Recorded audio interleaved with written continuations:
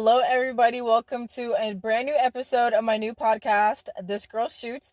Today, we're going to be talking about red flags in photographers that you need to know about. Let's get into it.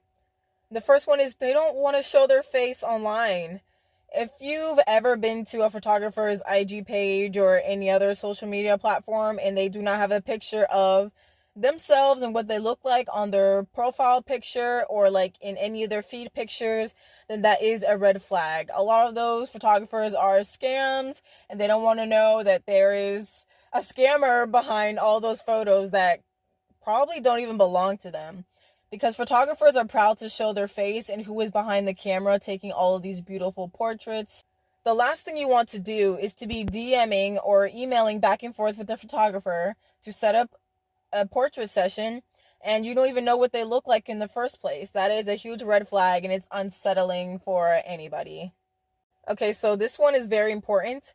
Beware of the photographers who only restrict you to exclusive areas such as their house only. Now, hear me out. A lot of photographers like myself like to do home-based photography, like in their studio. I have my own home studio. But if someone wants to shoot outdoors, obviously I can be able to do that. For me as a photographer, it would be a red flag to say, oh no, you can only come to my house and my home studio where you're not in public and no one can know that you're here. And that brings me into my next point, is that they tell you to come alone or don't come at all. This is a very common phrase for a lot of predators all over the place. Nobody, and I mean absolutely nobody, no matter how famous this photographer is, no matter how many followers they have, no one should be saying come alone or don't come at all. First of all, that is extremely rude, and if a client or anybody else wants to come for their photo shoot to support them, they should be able to do that no problem. Back when I was a beginner photographer, I was very, very shy and I wasn't very confident of my skills as a photographer yet because I was still learning and still creating and collabing with different people just to kind of get myself, more used to it and more exposed. I would often suggest to the people I was working with to always, not to always come alone, but I would have preferred back then if they came alone because I didn't want anybody, distracting me or putting any ideas in my head. I wanted to learn how to do a whole entire photo shoot successfully without any influence of other people. So in that case, I would understand why some photographers would ask you or prefer you to come alone, but no photographer ever on any level whatsoever should say, oh, come alone or do not come at all. That is a predator. That is not a photographer. Another red flag to definitely watch out for is that they never, ever, ever tag their models on social media or send any of their photos back. Now, if a photographer does not send photos back, it usually isn't a sinister thing right away. It usually means that something happened with the SD card or the files got corrupted. And if a photographer kind of goes quiet a little bit, then they are trying to work out things behind the scenes, most likely on trying to get those files back and everything in order so they can send out the photos. But until then, the photographer should have, good communication on what's going on and what they're doing to fix the problem.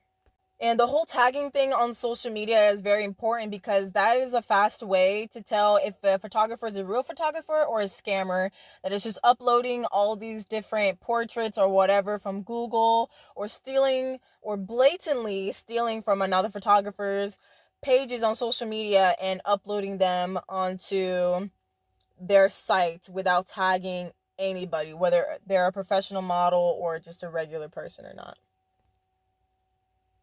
Does this photographer have a bad demeanor? There is a stereotype with professional photographers and world-class photographers that they have a bad demeanor because they have been through a lot with people throughout their whole entire photography careers and they just want money and this and that. Some of that is true, but that is a common stereotype.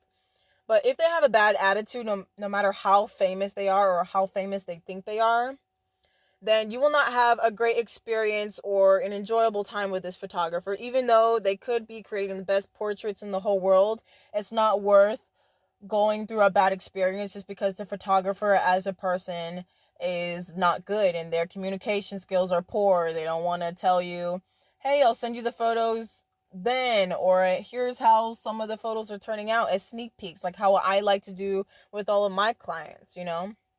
There are a lot of red flags out here, especially some people just want to do photography to make money and that's simply it. They don't care about anybody else but themselves. There are people out there like this, but what you just have to understand is the red flags. And if you do miss red flags, sometimes it is common sense, but other times it's not, because you are excited to work with a certain photographer that fits your style and the vibe that you're going for your photo shoot. I just feel the need to come on here and remind you guys to stay safe and to always research your photographers, research their work, their reviews, and everything, like how we talked about in the last episode of this podcast.